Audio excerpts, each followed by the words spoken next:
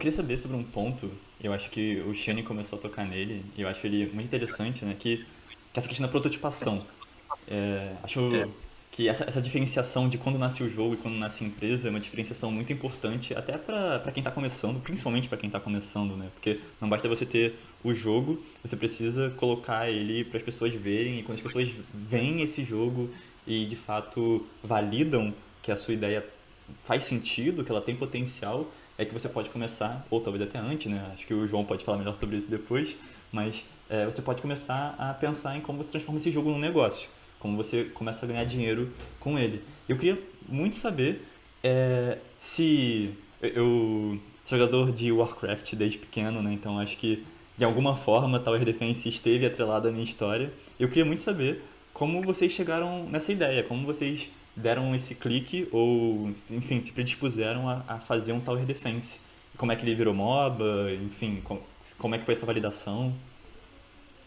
Legal, isso é comigo mesmo. Eu vou ver acho que eu separei uma foto aqui. Isso aqui era o começo do estúdio, tá? Então era um quarto de uma casa, de um coworking.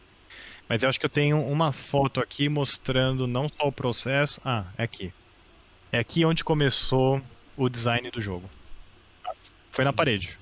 Foi aqui que a gente determinou que a gente ia fazer o nosso game design, a gente colocou lá os post-its, começamos a desenhar os nossos personas, as habilidades de cada personagem. Então, por exemplo, aqui a gente tem uma parede com vários post-its e uma delas é construtor, e uma das habilidades desse personagem construtor era realmente construir coisas e reparar. E aí o da frente tem o pessoal que era coletor de recursos. E assim, é, ideias jogadas, né? O que a gente chama de brainstorming aí num plano aberto para realmente trazer informações. E depois a gente acaba evoluindo um pouco mais, ó. Então a gente já sabe o modelo de mapa que a gente quer desenvolver, ele vai ser no modelo de defesa de corredores, né? Então a gente vai ter recursos para buscar, a gente vai ter sub-objetivos, a gente vai ter eventos. Então tem que ter também personagens que combinam com esse ambiente. Então a gente tem os básicos, né? Os personagens que são tanques, os personagens de corpo a corpo, personagens a longa distância, e como eles são classificados, né? Um é mais focado em vida, um mais em DPS, e assim vai. Então, o início do Skydome, na sua grande verdade, ele era para ser uma variação de MOBA, né? Recursos de MOBA. Então, você tem um campeão, desculpa, você tem um personagem, ele tem habilidades e você tem um objetivo, tá? Esses são os pilares do Skydome.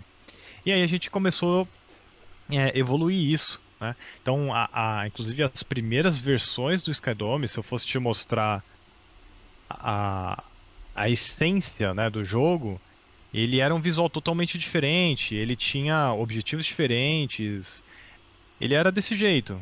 Uhum. Eu digo que é o protótipo muito elaborado já.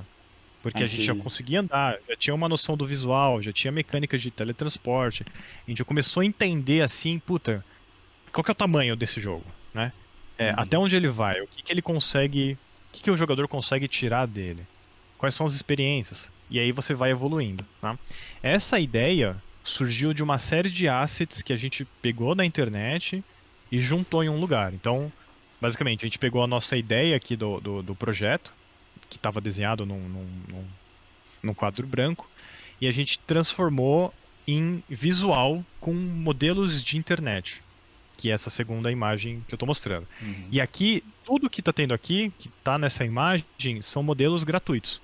Porque o objetivo não era já, puta, definir o estilo de arte, fazer a direção de arte. Tanto é que o Skydome de agora, contra o Skydome de 2016, mano, é tipo o Skydome 3.0, né? E tanta mudança que teve. Mas o princípio, né, o que a gente diz aí para todo começo de jogo, começo de empresa é: você tem que prototipar, você tem que sentir primeiro para depois você adicionar a arte em cima. Tá? E no Skydome foi a mesma coisa. Então a gente sentiu como é que seria o ambiente, transformou esse visual nessa primeira versão, e depois dessa primeira versão do protótipo, a gente transformou ele nessa versão.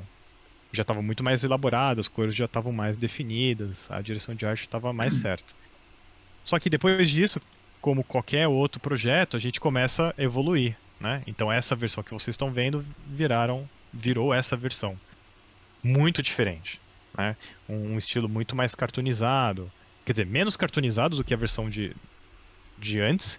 É uma mistura entre cartoon e realista, né? Nesse caso.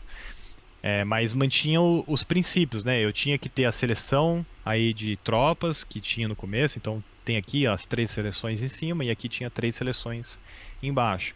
Tinha também o teletransporte para você ir para a arena, então a gente manteve a essência. Então várias coisas a gente manteve.